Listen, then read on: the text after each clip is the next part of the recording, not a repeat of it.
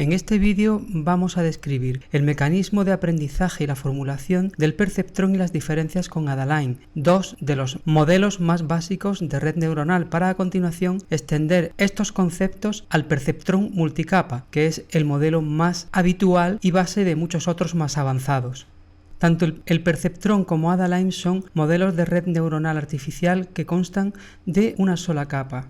En realidad son una sola unidad. Lo que les caracteriza es que la función que son capaces de calcular es de tipo lineal, de forma que pueden aplicarse a la resolución de cualquier tipo de problema que sea separable linealmente. Tanto las salidas como las entradas se asume habitualmente que son binarias, aunque el perceptrón puede extenderse para otro tipo de entradas y salidas.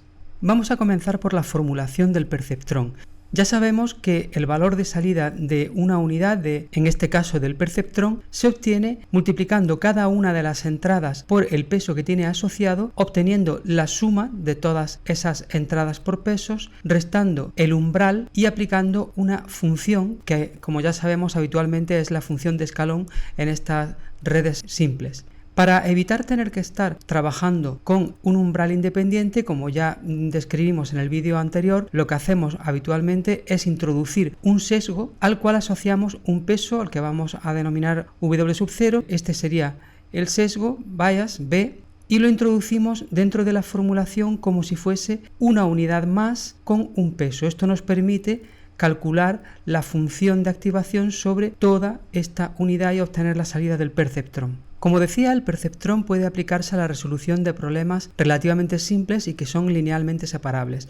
Un ejemplo habitual es el de las funciones lógicas. Aquí tenemos la tabla de verdad de la función lógica OR, que como sabemos devuelve 0 únicamente cuando las dos entradas son 0 y 1 en cualquier otro caso. Si configuramos un perceptrón con la función de activación escalón y estos valores para los pesos, 0,5 para el peso de la primera entrada y 0,5 para el peso de la segunda, podemos comprobar cómo este perceptrón resuelve la función lógica OR sin ningún problema.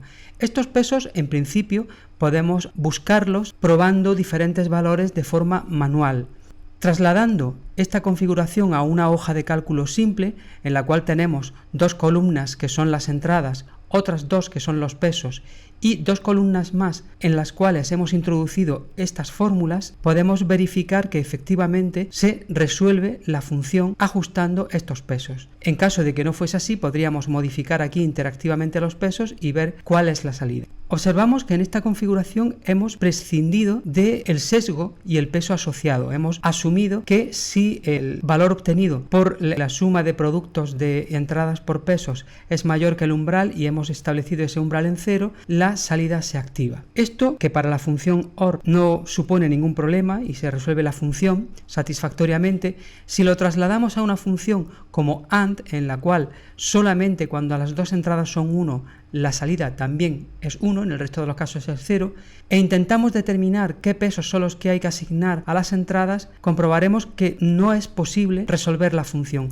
La única manera de resolverla es cambiando el valor del umbral, dándole el valor 1. De esta forma sí podríamos resolver la ecuación. La alternativa que acabamos de explicar hace un momento sería introducir esta unidad con el sesgo y el peso correspondiente. Tendríamos que ampliar nuestra hoja de cálculo introduciendo, aparte de las dos entradas, el sesgo y también el peso asociado W0, modificando también obviamente la fórmula en la cual se calcula la función de transferencia para obtener también el producto del sesgo por su peso. Para funciones de este tipo tan sencillas, calcular los pesos a mano, por ejemplo con una hoja de cálculo como estábamos haciendo aquí, puede resultar relativamente sencillo, pero para problemas más complejos obviamente no es un procedimiento cómodo y puede llegar a ser inviable. Por ello, lo que se pretende es definir un algoritmo de aprendizaje automático. Este algoritmo de aprendizaje automático necesita de partida una función fitness, una función que se pretende optimizar.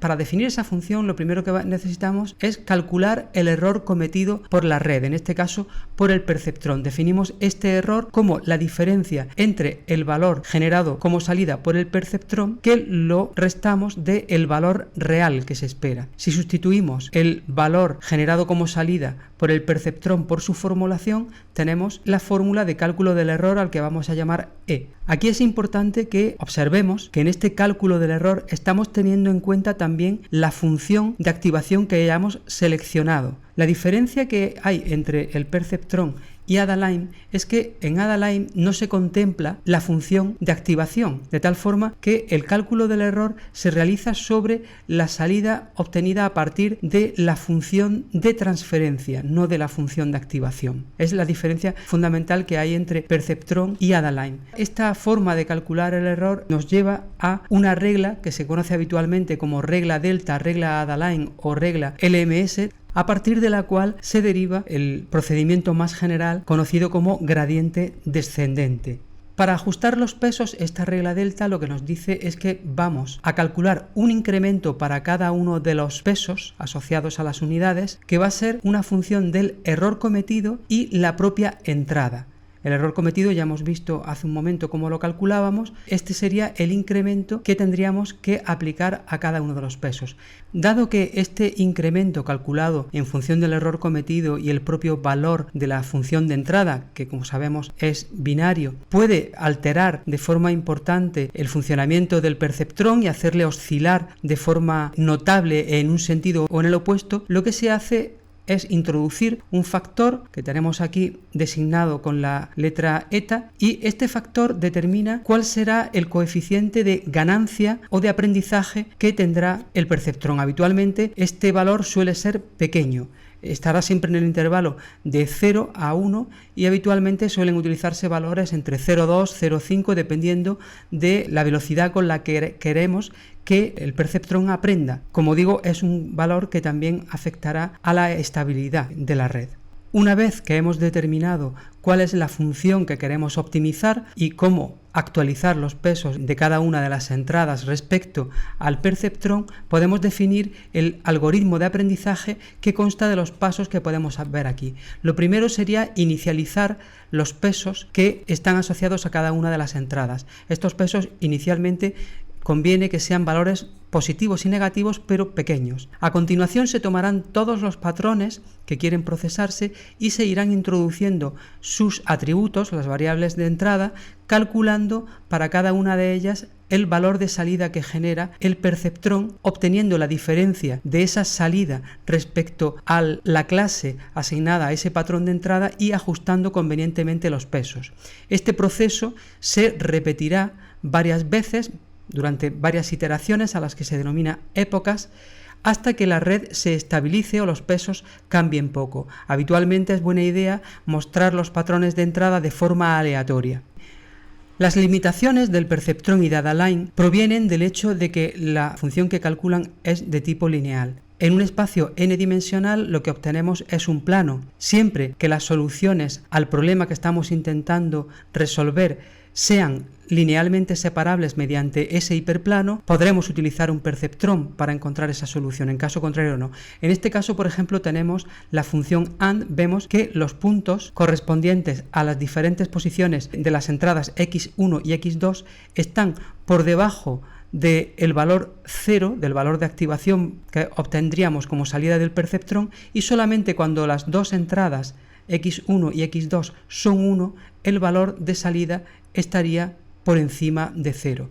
De esta forma podemos ver gráficamente cómo el plano permite separar las soluciones fácilmente. Sin embargo, si tomamos una función aparentemente sencilla, pero que no es linealmente separable, como es la función short, en el cual solamente la salida se activaría cuando las entradas son distintas, una es 0 y la otra es 1 o viceversa, dibujando esto gráficamente como hemos hecho hace un momento, podemos ver que obtenemos dos soluciones en estos puntos que tenemos aquí y dos que estarían en estos puntos opuestos. Podemos imaginariamente mover este plano arriba, abajo, girarlo en el sentido que queramos y comprobaremos que no hay forma de separar las soluciones que deberían de activar el perceptrón respecto a aquellas que deberían de no activarlo.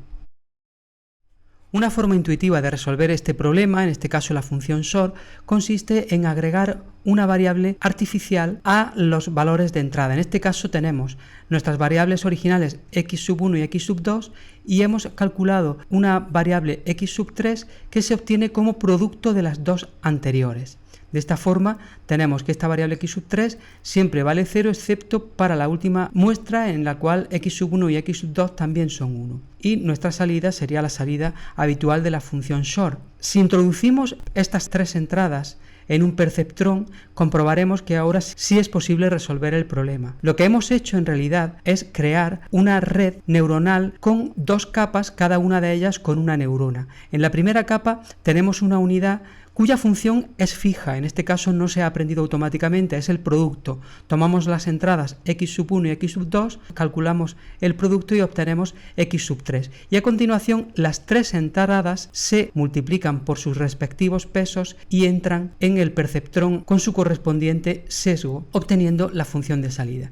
En definitiva, estamos comprobando en la práctica cómo una red simple con dos perceptrones distribuidos en dos capas, una tras otra, puede resolver un problema que no es linealmente separable. Esta es la idea que subyace al perceptrón multicapa, un tipo de red neuronal que siempre que cuente con el número de capas y unidades por capa suficientes es capaz de aproximar cualquier función siempre que sea continua hasta una precisión arbitraria. El mayor problema que surgió para poner en práctica el funcionamiento del perceptrón multicapa era definir un algoritmo capaz de entrenar los pesos de cada una de esas capas desde las salidas hacia atrás. Este algoritmo, derivado de la regla LMS que definíamos anteriormente a partir de Adaline, fue introducido en 1986 y se conoce popularmente como backpropagation. Aquí tenemos nuestro perceptrón multicapa con sus salidas, que en este caso en lugar de denominar x1, x2, etc., las hemos denominado a capa 0, sub 1, a capa 0 hasta sub i, a fin de homogeneizar el proceso posterior de formulación del método de aprendizaje. A continuación tendríamos las unidades de la primera capa oculta, que como vemos se denominan igual, simplemente que el superíndice es 1 en lugar de 0 o 2, dependiendo de la capa, hasta llegar al final. El aprendizaje de un perceptrón multicapa se estructura en dos fases. En la primera de ellas, denominada de propagación hacia adelante o feed-forward, lo que se hace es calcular cada una de las salidas a partir de la suma de todos los productos de entradas por peso de las capas previas. Aquí tenemos el cálculo de las unidades de la primera capa, de esta capa de aquí. De tal forma que las salidas que generen estas unidades,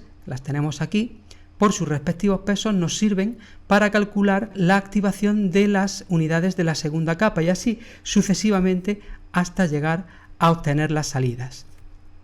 Podemos simplificar esta notación si asumimos que W mayúscula es la matriz que contiene los pesos asociados a las conexiones entre dos capas de neuronas y X es un vector con los valores de entrada y B el vector correspondiente al sesgo. De esta forma podemos simplificar las anteriores ecuaciones de esta manera. Simplemente vamos obteniendo en el vector correspondiente a las unidades de la primera capa la función de activación aplicada sobre los pesos, la matriz de pesos, por el vector de entradas más el sesgo y así sucesivamente hasta obtener el vector con la salida. Una vez completado el proceso de propagación hacia adelante para todos los patrones que van a procesarse, lo que se hace es calcular el error cuadrático medio de todas esas muestras y, calculado el error, propagarlo hacia atrás actualizando los pesos. Lo que se hace es calcular el gradiente de la función de error y seguirlo en sentido negativo, con el objetivo de minimizarlo. Es la idea intuitiva que tenemos aquí representada. En este caso, teniendo en cuenta únicamente la función de transferencia, sin contemplar aún la función de activación, lo que obtenemos es el cálculo del error. Tenemos aquí la salida real para un patrón y aquí la salida generada por el perceptrón multicapa. Obtenemos la diferencia al cuadrado, sumamos todas estas diferencias, puesto que y sub i es el valor generado por el perceptrón multicapa para un patrón, lo podemos sustituir por su formulación. En esta ecuación un medio que tenemos aquí delante es sencillamente para que a la hora de derivar esta ecuación se anule este cuadrado que tenemos aquí con el medio y obtengamos una expresión simple que nos permita actualizar cada uno de los pesos. En esta gráfica intuitivamente se muestra cómo, en función de cuáles sean los pesos asignados a las conexiones entre las unidades, el error va a ir creciendo o decreciendo. Para un peso dado podemos encontrarnos en este punto y lo que pretendemos es calcular el gradiente de esta función de error para descender y obtener el mínimo posible. En la práctica, habitualmente no será el mínimo absoluto, sino un mínimo local. El gradiente de la función de error se obtiene desarrollando la función que calcula el error, este e que teníamos en este punto, y a continuación calculando la derivada parcial respecto de los pesos, que es el único elemento que realmente nosotros podemos modificar en la configuración de la red, porque las entradas son fijas, no podemos modificarlas. Las salidas generadas por el perceptrón son las que podemos modificar indirectamente obteniendo los pesos. De esta forma obtenemos la expresión del incremento de cada uno de los pesos, que, como en el caso del perceptrón, se ve ajustado con el coeficiente de aprendizaje eta. En el perceptrón multicapa la función de activación habitualmente no es la función escalón ni la función lineal, sino que suelen utilizarse funciones de tipo simoidea como la función logística o la función tangente hiperbólica. La razón es que estas funciones, cuya ecuación tenemos aquí, tienen derivadas que se calculan en función de sí mismas. Si tenemos que i es esta función que tenemos aquí, la función logística, la derivada de esta función i es i por 1 menos i. De esta forma se simplifican los cálculos a la hora de obtener el incremento que hay que aplicar a cada uno de los pesos de nuestra red. Resumiendo, el perceptrón multicapa, junto con el método de aprendizaje backpropagation, de propagación hacia atrás, es el que permitió en su momento un gran avance de los métodos basados en redes neuronales. El desafío que queda para el investigador es cómo ajustar la estructura de este perceptrón multicapa, cómo definir cuál será el número de capas que existirán y el número de unidades por capa. Y también es importante tener en cuenta que, puesto que el método que utilizamos de aprendizaje de descenso de gradiente puede caer en mínimos locales, es importante reiniciar la red, el perceptrón multicapa, varias veces con distintos pesos iniciales aleatorios e introduciendo los patrones en un orden también aleatorio. De esta forma podemos obtener diferentes configuraciones y determinar cuál es la mejor red para el problema que se pretende resolver.